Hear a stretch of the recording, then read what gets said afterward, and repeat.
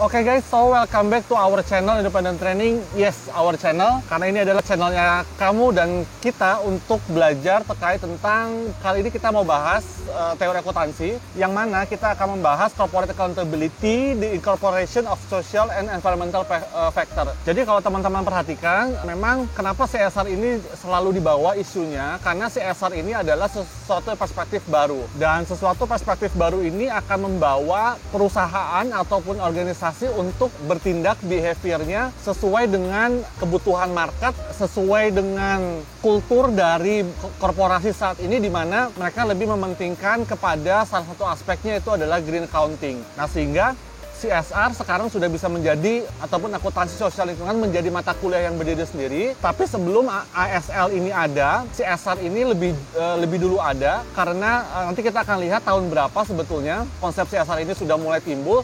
Dan akhirnya seolah-olah dalam tanda kutip kita perusahaan melegitimasi dirinya.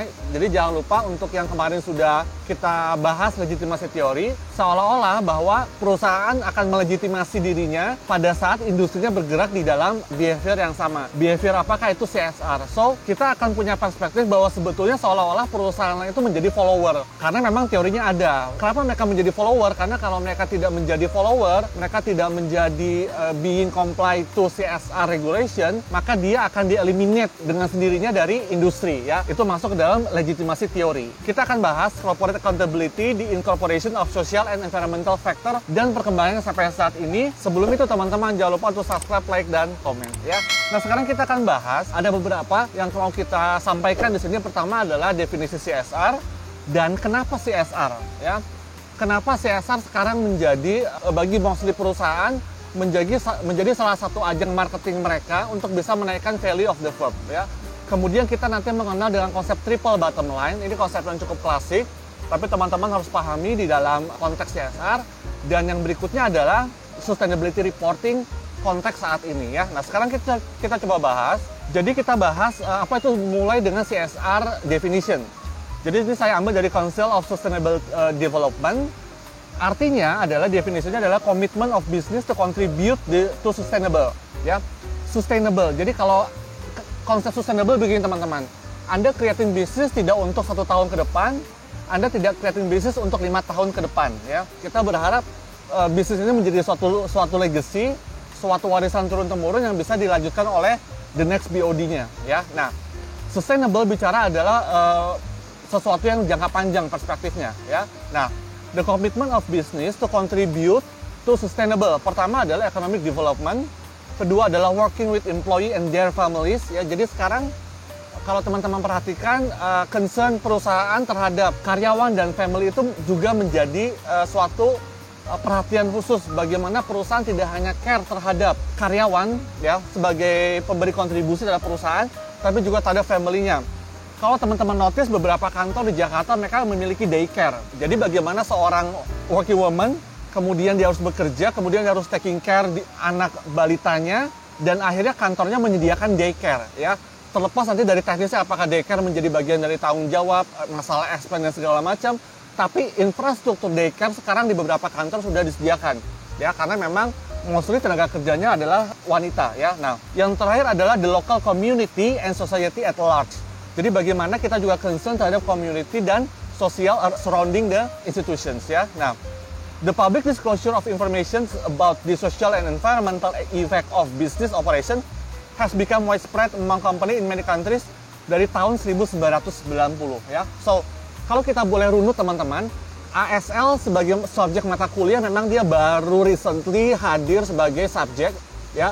Dia standalone berdiri sendiri. Tapi konsep CSR ini yang tidak lepas dari ASL, CSR ini sudah ada sebetulnya dari 1990. Nanti kita lihat menurut referensi ini perusahaan mana yang pertama kali berkontribusi, ya. Nah, dan kita akan pindah dari definisi tadi ke pertanyaan adalah sekarang kenapa mesti?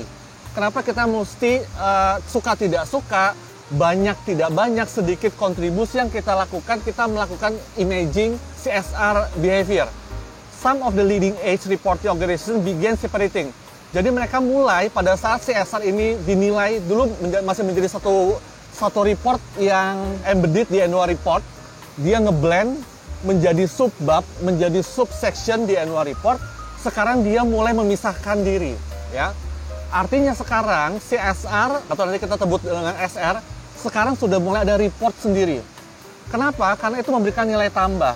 Logikanya kalau laporan itu tidak memberikan nilai tambah, di blend saja di annual report. Ya memang sekarang masih ada beberapa di blend di annual report, tapi sudah ada beberapa yang mengeluarkan laporan itu menjadi standalone sendiri, ya. Nah, begin separating their detailed social and environmental disclosure from the annual report and financial statement. Kita akan lihat kenapa sih sebetulnya. Pertama adalah impact on corporate reputations.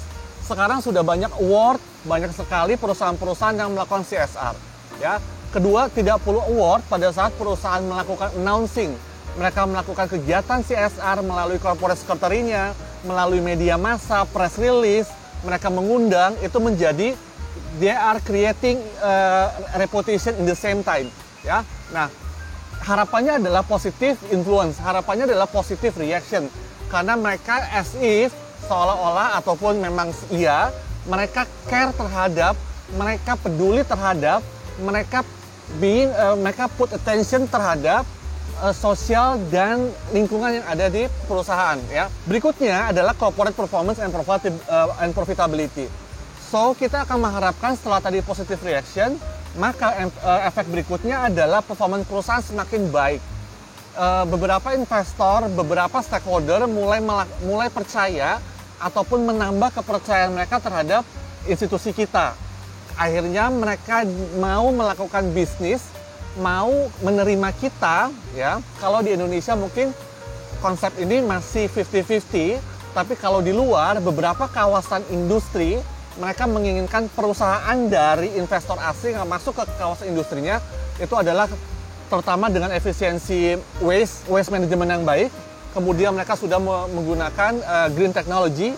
Itu beberapa kawasan industri di luar, ya. Saya tidak berbicara di Indonesia. Nah, jadi beberapa kawasan industri di luar, mereka hanya menerima, mereka mulai men-screening perusahaan-perusahaan yang melakukan FDI, foreign direct investment, itu hanya perusahaan-perusahaan yang memang aware, care terhadap penggunaan dari waste management tadi, ya, ataupun limbah, karbon dan lain sebagainya yang memang sangat minim sekali, ya. Kemudian berikutnya adalah setelah meningkatkan profitability, kita mampu meningkatkan company value, ya. Beberapa proksinya ataupun indikator yang mungkin bisa dilihat dari reaksi harga saham, social externality, ya.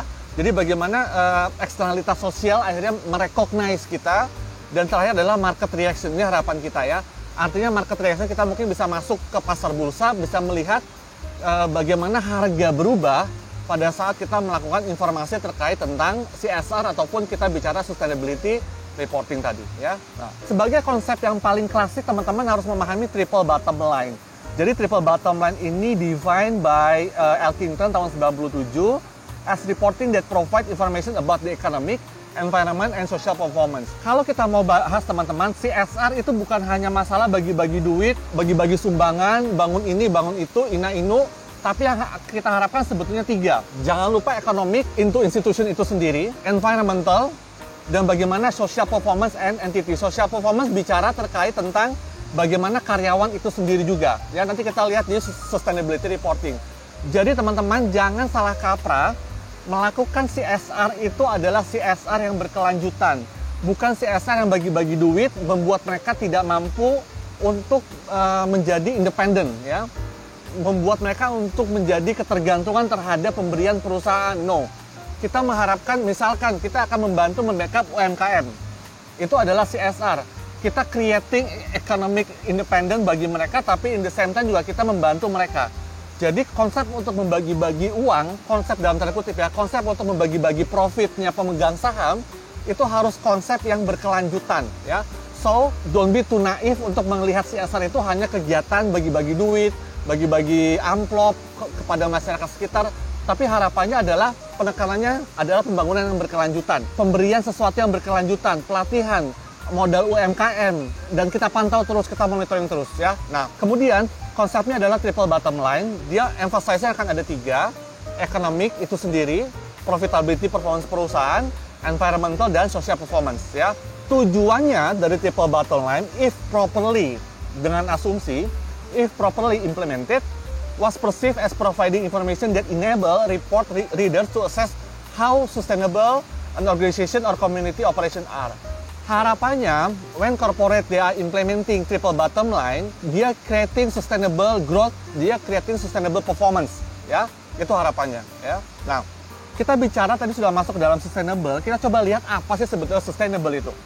The perspective taken is that for an organization or a community to be sustainable in the long run perspective, ya, it must be financially secure as evidenced through such measure as a profitability, itu bicara performance. It must minimize or ideally eliminate its negative environmental impact. Jadi in the same time profitability naik, tapi impact terhadap environmental damage dia minimize, ya. Nah, kita lanjutkan kembali. Nah, untuk perkembangan saat ini teman-teman, tadi sudah bicara CSR yang paling klasik. Kemudian kita pindah kepada triple bottom line tahun 97. Jadi CSR tahun 90, triple bottom line by Elkington tahun 97. Perkembangan saat ini mereka sudah masuk ke dalam sustainability reporting. Dan jangan salah, sustainability reporting it not belongs to mining company. Ya, sekarang many industry they are dealing with the sustainability reporting. Many industry they are now trying to create sustainability reporting in the best way. Bagaimana sekarang konteks Indonesia itu ternyata tidak hanya masalah perusahaan mining, tapi sudah masuk kepada perusahaan konstruksi, perbankan. Jangan salah, dia sudah beberapa perbankan di Indonesia sudah meng-create sustainability reporting, mining, property, consumer good, manufacture, dan agriculture. Ya, nah sustainability reporting itu adalah beberapa industri yang sudah sekarang implementasi di Indonesia ya konteksnya ya seperti itu. Ya, nah sekarang kita lanjutkan sustainability reporting itu ada tiga kategori. Nah, ada kategori ekonomi, kemudian ada kategori lingkungan, dan yang terakhir ada kategori sosial. Sustainability reporting kita ngambil dari GRI 4 ya. Kalau saya nggak salah GRI 4, Global Reporting Initiative Index keempat ya. Nah, ada tiga kategori, kita coba lihat. Kategori ekonomi, misalkan aspek kinerja ekonomi, dampak ekonomi, dan aspek praktik pengadaan, supply chain. Jadi sampai supply chain pun masuk ya di sustainability reporting. Kategori lingkungan banyak sekali, aspek bahan, aspek energi, aspek air, aspek keanekaragaman hayati, aspek emisi, aspek limbah. Ya, dan saya sampaikan ini ada beberapa aspek lainnya ya. Nah, berikutnya yang terakhir adalah kategori sosial ya. Aspek kepegawaian kita mau lihat sebetulnya jadi gini. Kalau bicara CSR, konsepnya sudah berkembang menjadi triple bottom line dan sekarang sustainability reporting. Jadi mungkin saya mau bilang agak it's so last year kalau teman-teman masih memahami CSR. Karena sekarang sebaiknya teman-teman sudah memahami sustainability reporting dengan tiga aspeknya. Nah, aspek sosial ternyata tidak hanya bicara masalah concern terhadap komunitas yang ada di luar perusahaan. Jangan lupa bahwa aspek kepegawaian itu menjadi indikator sosial.